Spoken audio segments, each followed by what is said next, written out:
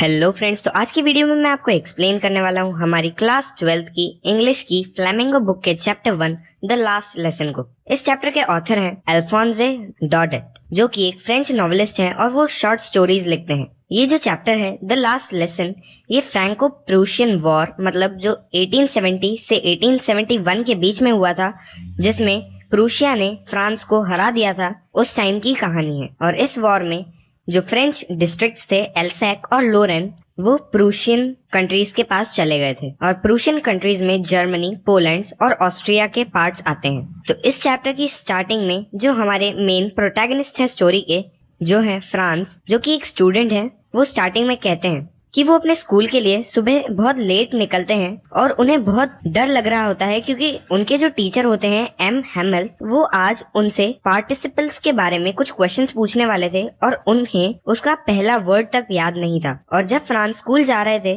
तब उनके मन में ये ख्याल आया कि स्कूल जाकर डांट खाने से तो अच्छा है कि आज मैं स्कूल जाता ही नहीं हूँ और शाम तक इधर उधर घूम लेता हूँ। तभी वो सोचते हैं कि आज का दिन कितना अच्छा है, कितना ब्राइट है, चिड़ियाएं आसपास चहचहा रही है। और वहीं पर एक सॉमिल के पीछे, सॉमिल जहाँ पर लकड़ियाँ काटी जाती है, उसके पीछे प्रूशियन सोल्जर्स मार्च कर रहे थे। उसे ये सब बहुत ही टेम्पटिंग लग रहा था, ये सब बहुत ही आकर्षक लग रहा था उन पार्टिसिपल्स के रूल्स को याद करने से। पर उनके पास इतनी मेंटल स्ट्रेंथ थी कि वो इन सभी ख्यालों को, स्कूल को बंक करने के, इन्हें छोड़ सकें और अपने स्कूल की तरफ जा सकें। तो वो जल्दी जल्दी अपने स्कूल की तरफ जाने लगते हैं। और जब वो टाउन हॉल के पास से गुजर रहे होते हैं, तभी एक बुलेटिन बोर्ड मतलब जो नोटिस बोर्ड है, उसके पास में वो बहुत ज्यादा भीड़ लगी हुई देखते हैं। और वो बताते हैं कि पिछले 2 सालों से जितनी भी बुरी खबरें थी वो उसी बुलेटिन बोर्ड से आती थी। जैसे कि वो कोई लड़ाई हार गए हैं, कमांडिंग ऑफिसर्स के जो ऑर्डर्स थे, ये सब चीजें उसी बुलेटिन बोर्ड से आती थी। और वो वहाँ पर बिना रुके ही, चलते चलते ही सोचते हैं कि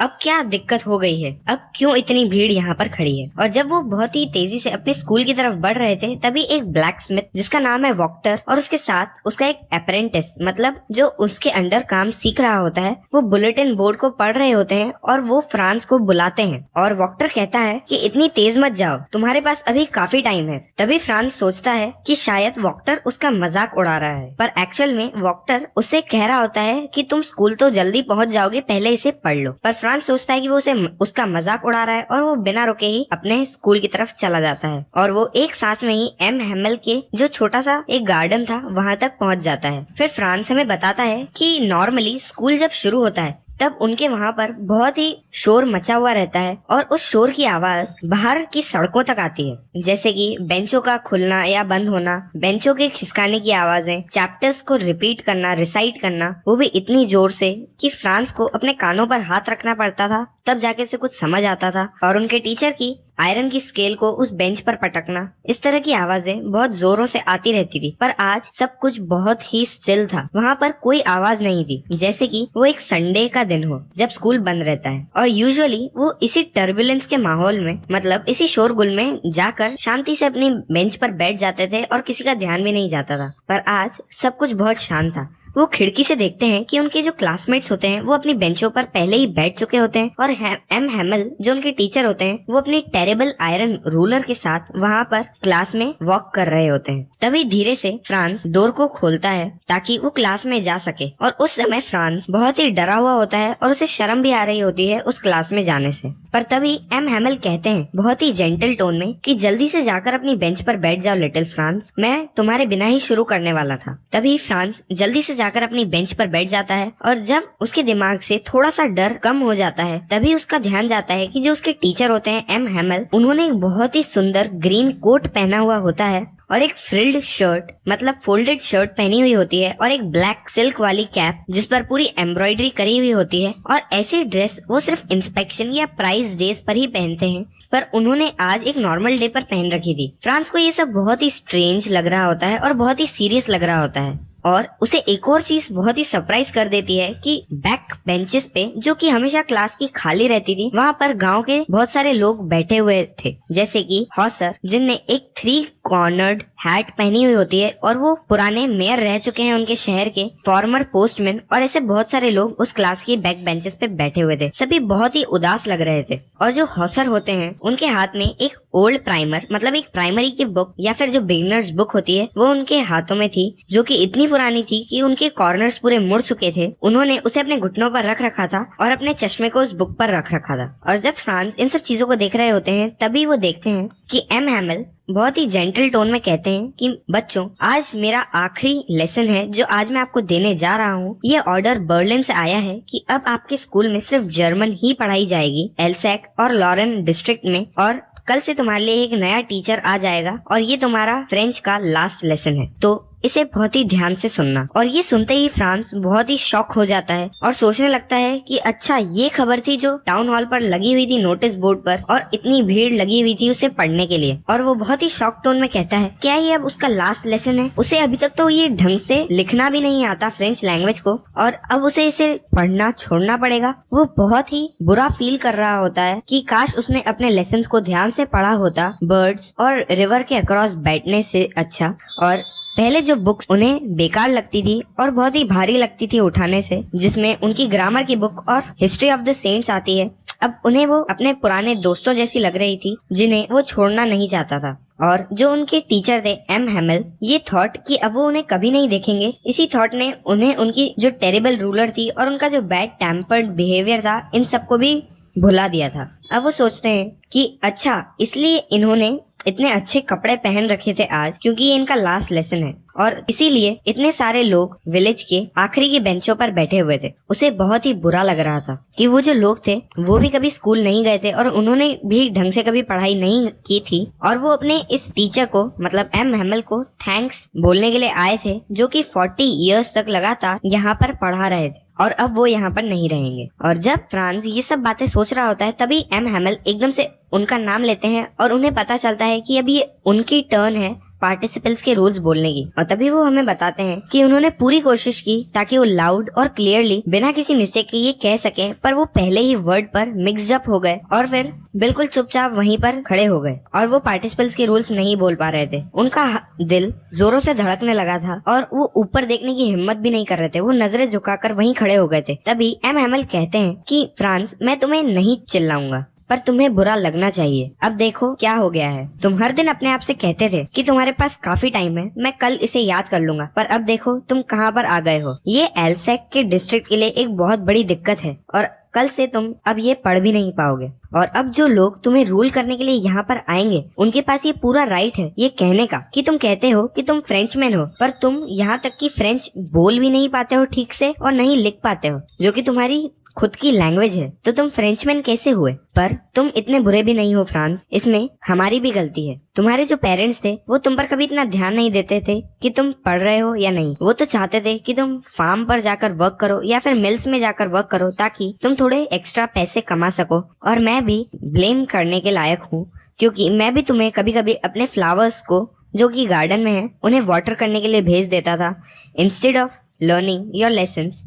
और जब मेरा फिशिंग करने का मन करता था तब मैं भी तुम्हें छुट्टी दे देता था। और इन्हीं बातों को बोलते बोलते एम हैमिल अपनी फ्रेंच लैंग्वेज के बारे में कहना स्टार्ट कर देते हैं और कहते हैं कि फ्रेंच लैंग्वेज इस दुनिया की सबसे ब्यूटीफुल लैंग्वेज है और सबसे क्लियर है। ये सबसे ज्यादा लॉजिकल लैंग्वेज है और हमें इसे बचा कर रखना होगा। और इस बात को कभी मत भूलना कि जब भी लोगों को गुलाम बना लिया जाता है तो जब तक वो अपनी लैंग्वेज पर अपनी ग्रिपिंग बना कर रखते हैं तब तक एक तरीके से उनके पास उनकी कैद की चाबी है। मतलब जब तक वो अपनी लैंग्वेज को प्रिजर्व कर रखते हैं तब तक वो उस एनस्लेवमेंट से बाहर आ सकते हैं, क्योंकि अगर वो जो एनस्लेवर कंट्री है उनकी लैंग्वेज में ही बोलना स्टार्ट कर देंगे और उनके जैसे ही रहने लगेंगे तो वो कभी फ्री नहीं हो पाएंगे। उसके बाद एम हैमिल एक ग्रामर की बुक उठाते हैं और एक लेसन पढ़ाना स्टार्ट कर देते हैं और फ्रांस पूरी तरीके से अमेज्ड हो जाते हैं। वो चौंक जाते हैं देख के कि वो कितनी अच्छे से उन्हें समझ आ रहा था, उन्हें वो बहुत ही इजी लग रहा था और वो सोचते हैं कि काश मैंने सारे लेसन्स को इतनी ही केयरफुली सुना होता। और आज एम हैमिल भी इन्हें बहुत अच्छे से बहुत ही पेशेंस से समझा रहे थे क्योंकि वो चाहते थे कि वो जो पढ़ा रहे हैं वो एक ही बार में सभी स्टूडेंट्स को समझ आ जाए और वो सारी चीजें जो भी उन्हें पता है वो एक ही बार में सारे स्टूडेंट्स को सिखाना चाहते थे। और ग्रामर के इस लेसन के बाद उनके एक लेसन हुआ राइटिंग का और उस दिन एम हैमल बहुत सारी नई कॉपीज लाए थे स्टूडेंट्स के लिए, जिसके ऊपर लिखा हुआ था राउंड हैंड में, मतलब कर्सिव हैंड राइटिंग में, फ्रांस एल्सैक, जिसका मतलब था कि जो एल्सैक डिस्ट्रिक्ट है वो फ्रांस बिलोंग करता है, जर्मनी को नहीं। और वो जो सारी कॉपीज थी वो फ्रांस को ऐसा लग रहा कि उनकी बेंचेस पे छोटे छोटे फ्लैग्स लगे हुए हैं और वो पूरी क्लासरूम में लहरा रहे हैं, और ये सभी फ्लैग्स एक रॉड्स की मदद से उनकी डेस्क पर लगे हुए हैं। और तब पूरी क्लास बहुत ही ज्यादा शांत हो जाती है और सिर्फ एक ही टाइप की आवाजें उन्हें सुनाई दे रही थी, जो कि ये स्क्रैचिंग ऑफ पेन्स की, मतलब जो पेन से लिखते हैं तब जो आवाज होती है सिर्फ उसकी। और इवन वो बताते हैं कि जब हमारी क्लास में कोई इंसेक्ट अंदर आ जाते हैं तब पहले सभी क्लासमेट्स चिल्लाने लगते हैं, पर आज सभी बिल्कुल शांत बैठे रहते हैं और कोई भी उन इंसेक्ट्स पर ध्यान तक नहीं देता है। यहाँ तक कि जो कबूतर ऊपर बैठे रहते हैं वो भी बहुत ही शांति से बैठे रहते हैं और ऐसा लगता है कि वो भी बहुत ही ध्यान से सारे लेसन्स को सुन रहे हैं। तभी फ्रांस अपने आप से कहते हैं कि क्या ये जर्मन लोग इन कबूतर्स को भी जर्मन में सिंग करने के लिए कहेंगे। और जब फ्रांस अपनी कॉपी में से लिख रहे थे तब वो एम हैमल की तरफ देखते हैं, जो कि बिल्कुल मोशनलेस अपनी चेयर पर बैठे हुए होते हैं और वो पूरी क्लास को बहुत ही ध्यान से देख रहे होते हैं, जैसे कि वो पूरी क्लास को अपने दिमाग में कैद करने की कोशिश कर रहे हैं, एक इमेज बनाने की कोशिश कर रहे हैं पूरी क्लास की अपने दिमाग में, क्योंकि उन्होंने 40 साल इस क्लास में बिताए हैं और उनका एक गार्डन भी था जो उस क्लास की विंडो से दिखता था और उनकी क्लास के सामने ही था। और सिर्फ एक ही चीज उन क्लासेस में बदली है, जो कि बेंचेस थी वो अब पुरानी हो गई है और उसके कारण बहुत ही स्मूथ हो गई हैं, और जो गार्डन में वॉलनट के पेड़ लगे हुए थे वो बड़े हो गए हैं, और जो हॉप वाइन्स थी, मतलब जो बेलें लगी हुई थी जो कि एम हैमल ने खुद लगाई थी, वो अब विंडोज से रूफ तक आ गई थी। और वो सोचते हैं कि इन सब चीजों को देखकर एम हैमल का दिल कितनी बुरी तरीके से टूट गया होगा कि अब वो इन सब चीजों को छोड़कर जा रहे थे। और तभी उन्हें उनकी सिस्टर की आवाज भी आ रही थी, जो कि एक रूम में जो बैग्स को पैक कर रही थी, क्योंकि उन्हें अगले ही दिन इस शहर को छोड़कर जाना था। और जब उन्होंने ये राइटिंग का लेसन खत्म किया हिस्ट्री का, तभी बैक बेंचेस से कुछ बेबीज की आवाज आने लग गई।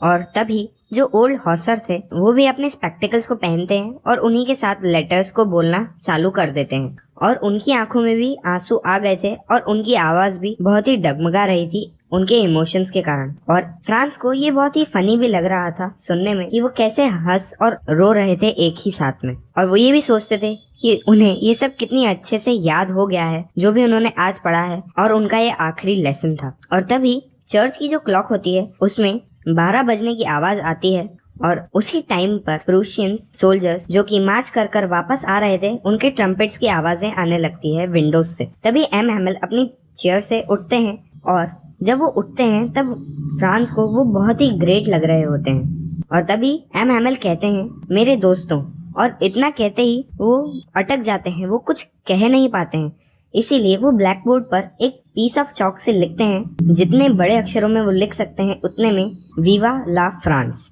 जिसका मतलब है लॉन्ग लिव फ्रांस। और उसके बाद वो दीवार के सहारे खड़े हो जाते हैं और बिना कोई शब्द कहे अपने हाथों से इशारा करते हैं कि क्लास खत्म हो गई है, आप सब जा सकते हैं। तो इसी के साथ खत्म होता है हमारा ये चैप्टर द लास्ट लेसन। अगर आपको ये वीडियो पसंद आई हो तो प्लीज इसे लाइक करें, और अगर आप ऐसी ही वीडियोस को देखते रहना चाहते हैं तो इस चैनल को सब्सक्राइब करें। अब मैं आपसे मिलता हूँ अगले वीडियो में। Thank you.